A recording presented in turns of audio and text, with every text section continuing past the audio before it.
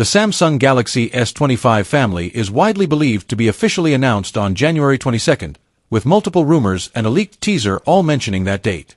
But that's just when they get unveiled.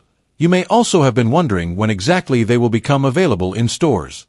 Luckily, a new rumor from Samsung's home of Korea now brings us just that, a purportedly leaked release date for the company's next flagship smartphone lineup. And it's February 7th, apparently. Do however keep in mind that this is a Korean report, and as such February 7th over there could very well be February 6th where you live.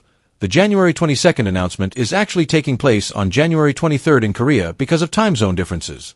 Pre-orders will start on January 24th, the report goes on to claim, and we assume this means January 23rd for the US and Europe.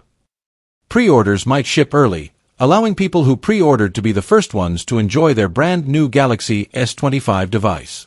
Interestingly, this report also seems to claim that the Galaxy S25 Slim will become available at the same time as the other members of the family, contradicting earlier reports that said it would be released later in the year even if it will be announced in January with all the other S25s.